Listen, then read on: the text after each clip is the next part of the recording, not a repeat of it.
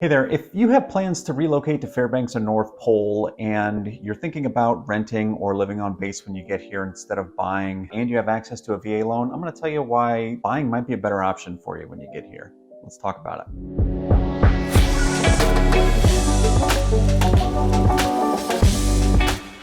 First, let's consider the costs and the benefits of renting. A huge benefit, there's zero commitment. If something breaks, you can call the landlord and it's going to get fixed. Liabilities are typically on the owner. Tenants might be required to carry renter's insurance for their personal belongings. Utilities are a sunk cost either way, but sometimes heat can be included with your rental payment. A big downside though to renting, while you're putting all of that money towards your rent every month, you're putting all of that money also towards somebody else's mortgage. So while you're paying somebody else's mortgage and paying for somebody else's retirement, you're not really helping to put any money towards your own. As far as the costs and the benefits of owning, the costs are many. All of the upkeep is on the owner. All of the utilities are on the owner. The heat is definitely on the owner. All of the liabilities are on the owner. If the market takes a huge downturn and the property value's really low, the owner is going to feel that dip in market values. That being said though, when property values increase or when they make some improvements to their property, the property value is going to feel the appreciation in market values as well. When they pay their own mortgages, they're putting money towards their own future, toward their own retirement plans. But does this make sense mathematically, and does this make sense here in Fairbanks or North Pole? Well, let's take a look. So let's imagine that Staff Sergeant Snuffy is PCSing up here for 3 to 4 years, and they're married, coming up as an E5, and they're going to be PCSing to Eielson Air Force Base. What does their income look like? The cost of living allowance for a married E5 for Staff Sergeant Snuffy here, with dependents about 6 years of service, is $585.08. That's according to the Department of Defense DoD travel page.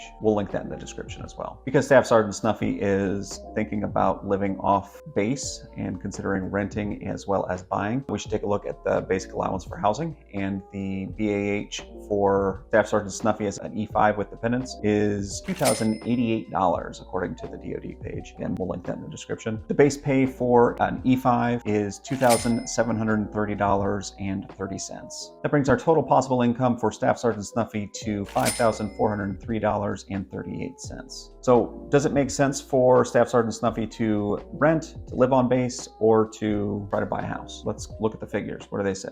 Thinking about moving to Fairbanks? Well, click on the link below for my free relocation guide where I talk about top schools, top neighborhoods, and so much more. So in order to break this down and determine which is the right path for Staff Sergeant Snuffy to pick, we are going to look at our total possible income, which we've already identified as that $5,403.38. And we're going to subtract our total expenses. We're going to have a number for each scenario. Whatever that number is, we're going to take 10% of that number and we're going to multiply that by 36 months in the year. Whichever scenario has the largest number is the one that Staff Sergeant Snuffy is going to go with. Let's see what happens. So scenario number 1. Staff Sergeant Snuffy is going to find a place to rent for $2,000 a month. It covers heat, it covers water in that $2,000 a month, but it doesn't cover electricity, so they're still going to need to pick up electricity. The total average electricity cost is about $140 a month. Their total housing expenses every month are about $2,140 a month. So if we take into account their average income, $5,403.38. Before any other expenses come out every month, they've got $3,263.38 to work with. So 10% of that number is $326.33. Times 36 months is $11,747.88.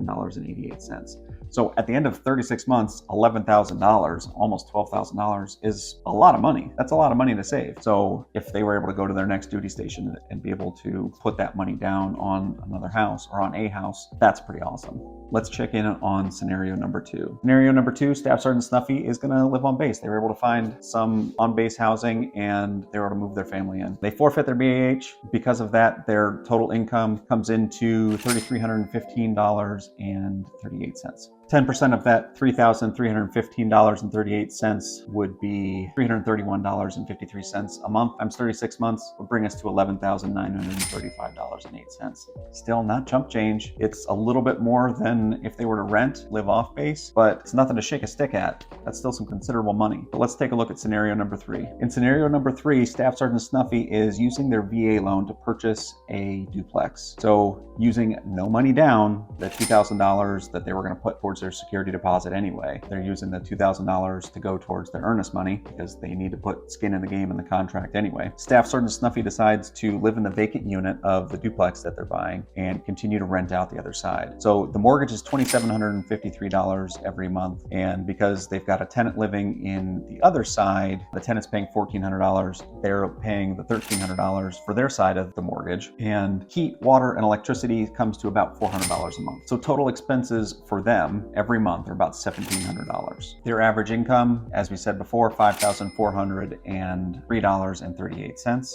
So after expenses, they have $3,703.38 to live on for the rest of the month. So if we take 10% of that number, we've got $370.33 times 36 months is $13,331.88. Okay, so the math clearly favors buying a duplex over living on base or renting. That's clear. But there are even more benefits that really push homeownership over the edge. And the VA home loan offers a really clear and easy path to homeownership and even more beyond that. And if you'd like to see how you can use the VA loan as a jumping off point to buying a duplex in Fairbanks and even more beyond that, take a look at this next video.